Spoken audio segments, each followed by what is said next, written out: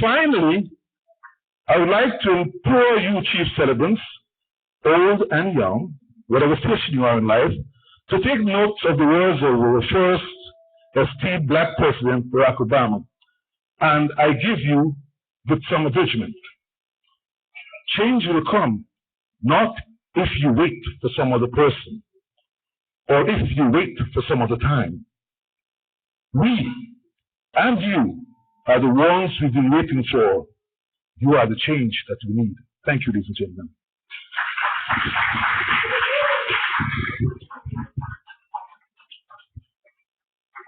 Thank you, Brother Paris. While the girls are getting ready, I think Brittany got a little nervous, so she went to the restroom.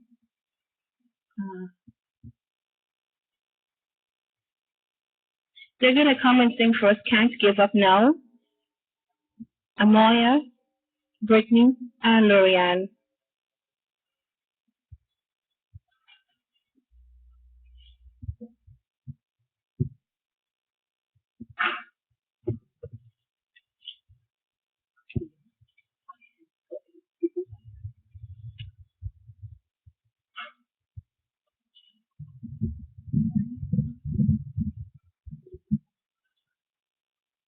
While we're waiting on Brittany to come, we want to celebrate these three young ladies. We've been watching how they've been growing. And all the other young ladies are of their same age range. They're dancers. They participate every year in the children's program. And they love the Lord, which is very important.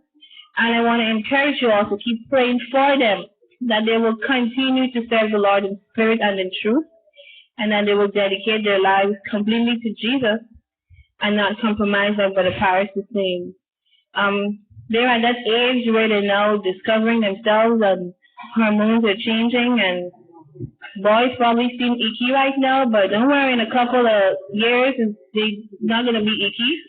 I spoke to Brittany, she said, boys are but that will change.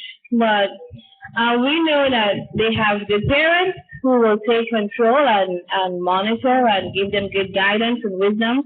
But more so, we as Lighthouse family have to look out for them and pray for them every day, all the time, whenever you remember them, that the Lord will put his angels of protection around them so that no harm will come near them.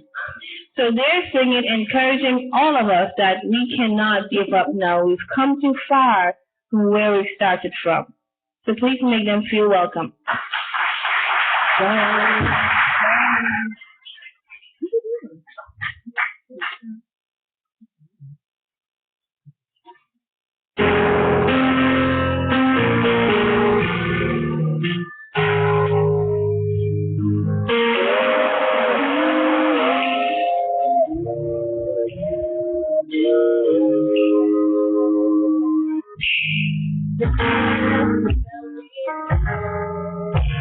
That I will have to climb, and then will be baffled. That I will have to fight the victory or defeat. It's up to me to decide. But how can I expect you win if I never try? I just can't give up now. Come too far from where I started from.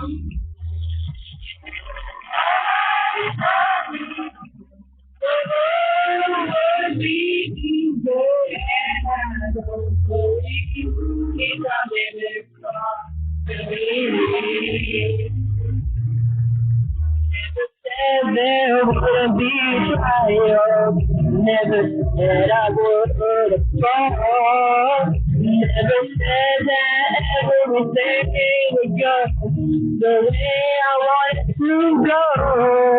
But when my back is against the wall and I feel hope is gone, I just lift my head to the sky and say, help me through this storm. I can't give up now. I'm too far from where I started from.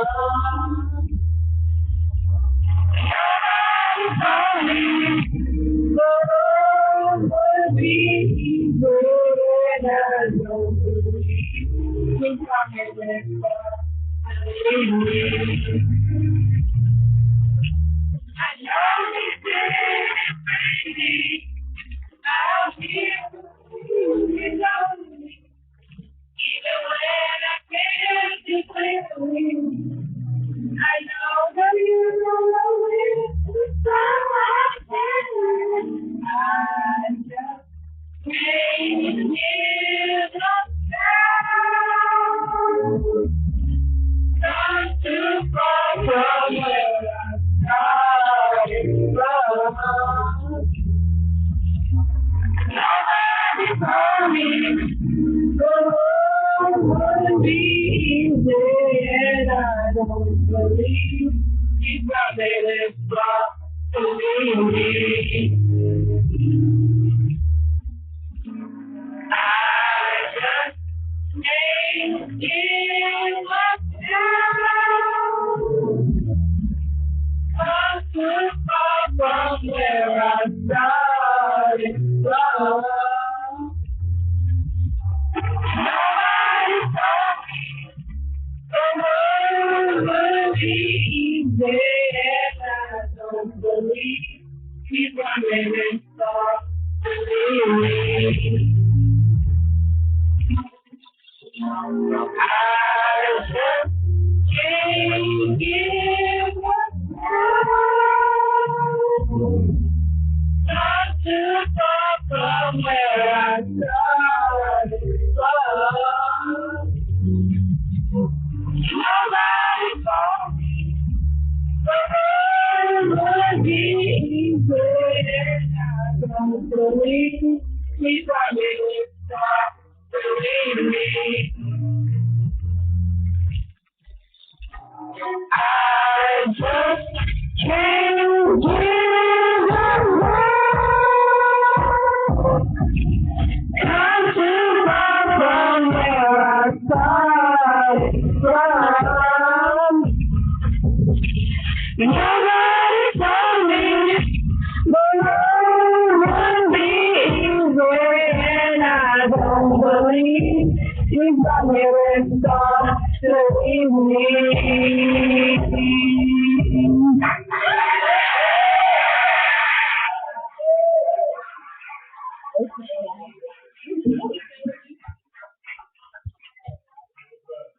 I can't give up now. Praise the Lord.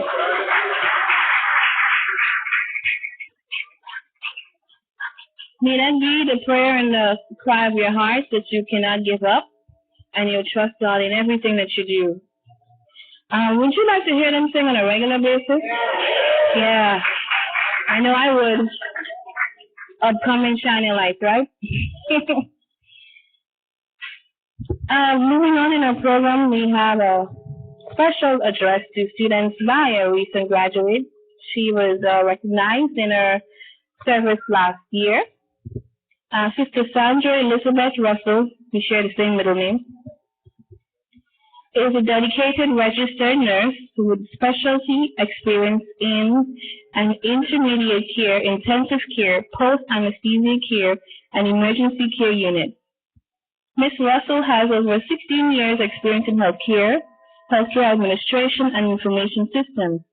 She's a reliable, ethical healthcare provider with the ability to stay calm and intervene during crises, facilitate groups and educational seminars, and collaborate on multidisciplinary teams. Proven ability to build positive relationships with patients, family members, physicians, and other medical professionals. Ms. Russell's experience as a nurse has fueled her passion of mentoring new nurses in the profession. For the past 3 years, she has served as a clinical practicum associate instructor to nursing students. In addition, she tutors nurses in preparation for the state board exam. Miss Russell's desire to grow personally and professionally has led her to not only earn her bachelor's in nursing from Columbia Union College, but she's also earned a master's degree in nursing and business leadership from Washington Adventist University. On a personal note, Sandra enjoys traveling with her family and cherishes her time spent with her son and daughter, parents, friends, and church family. Please make her feel welcome.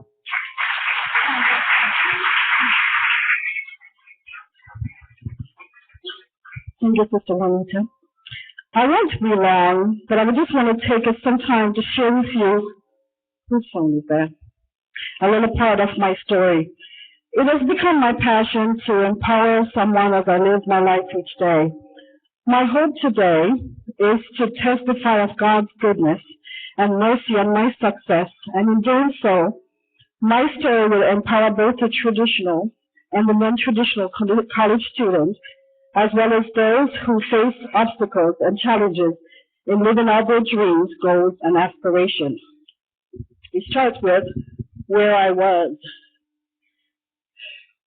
If I should ask any one of you today, where were you on September 11, 2001?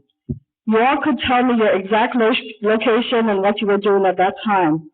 Well, I too can tell you exactly where I was on that day, because on that very day that America was changing, as we know it, I too was changing. I was sitting in my first college class after more than 10 years. What had brought about this change, you ask? What had led me back to college as an adult student after more than 10 years?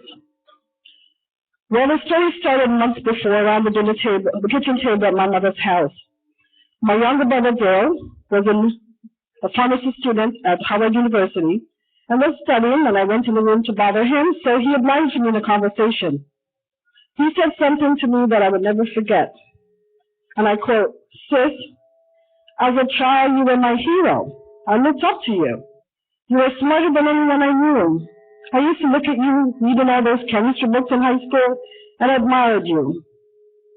"What happened?" he said. "Why is it that you never pursued your dream like we talked about?" I didn't have the answer my brother was looking for, and I didn't have the answer for myself either. At that moment, my situation was dim. I had just given birth to my second child, just separated from a marriage that I did not even give a chance, and I was barely getting by working as a nursing assistant.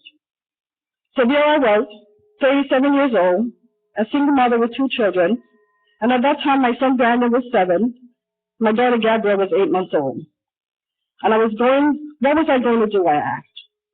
Lost and in need of answers, I found myself on my knees, crying out to God. And in my prayer I said, "God, I would love to answer my calling to become a registered nurse. But if it's really my calling, you would have to get me through this. Because it's going to be tough with 2 children and having to work."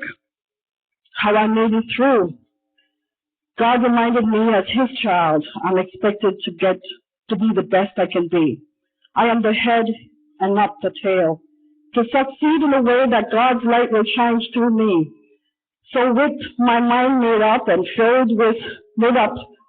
fulfill my calling to accomplish my dreams of becoming a registered nurse, I started by mobilizing my village. I didn't have a church family at the time, so I called the people in my circle who shared in my desire. They were the doubters who didn't think as a single mother I could do it, and said be a good mother. I called on my mother, her husband, my kids' godmother, my brothers, my kids' nanny and grandpa, and told them what I was doing and asked for help whenever possible. Having to wear all these hats as a mother, having to work full-time, be a full-time student, all the other roles and responsibility that came with the responsibility was the hardest thing I ever did. Yet I sacrificed. I studied hard, slept very little, juggled as much as possible, depended on my village and on their prayers. But above all, as hard as I worked, I prayed even harder and kept on going. Where am I today? I stand before you, humbled by the journey. Grateful that God has given me a good family and a good village, and I'm proud of this success. Because as I've earned this master's degree, it is a symbol of how much I have grown in my profession. I have the respect of my peers who are confident in knowing that I own my skills, that I will work hard, that I truly enjoy caring for patients in my care, and that I will always advocate for other nurses, and that I care enough about the profession to advance my knowledge. It is a profession that is a forever learning profession, so I will always be seeking ways to advance in the art and science of this career. In fact, I currently am now working on a certification as a CCRN, which is a certified nurse, critical care nurse, and will continue to grow as a child of God, testifying that with God, all things are possible. Now, my fellow graduates and future scholars, I would just want to share with you and to empower you and to learn from something I've learned along the way. And what got me through was that I began with the end in mind. I found when I did this, no matter what, I did not quit. And I found a poem along the way that I kept very dear to me, and when I needed encouragement, I also went back to it, and it said like this: when things go wrong, as they sometimes will, when the roads you're traveling seems all uphill, when the funds are low, and they were low many times, and the debts are high, and you want to smile, but you have to sigh, when tears is pressing you down a bit, rest if you must, but don't you quit. Life is queer with its twists and turns, as every one of us sometimes learn, and many a failure turns about, when he might have won had he just stuck it out. Don't give up though the pace seems low. You may succeed even with another blow. Success is failure turned inside out. The silver tint of the cloud of doubt, and you never can tell how close you are.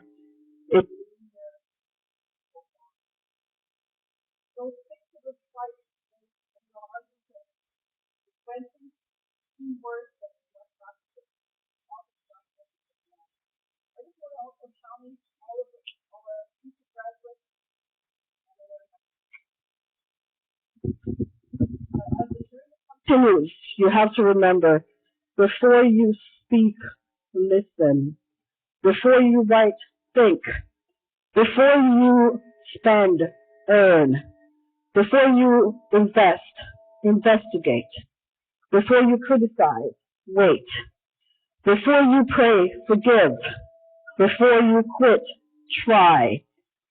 Before you retire, save. And before you die, give, and give generously to LHMI so we can get out of here. Thank you very much.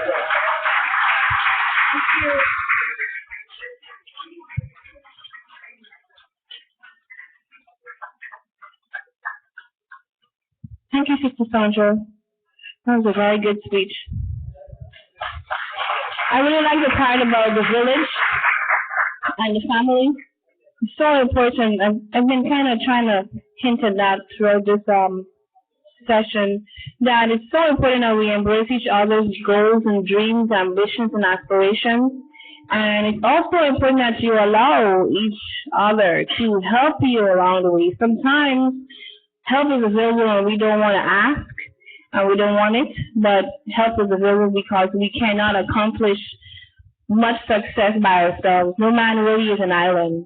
Each of us helps to build the other one up. We are brothers and sisters keepers. So can you give her another round of applause, please? Very good speech. And I do hope that those of you who may have had some challenges, you take her advice and are inspired by what she said. After 10 years, she went back to school. I remember the times when she would call me or she would be, for lack of a better word, complaining, but not in a bad way. But, you know, the situation is there and you vent.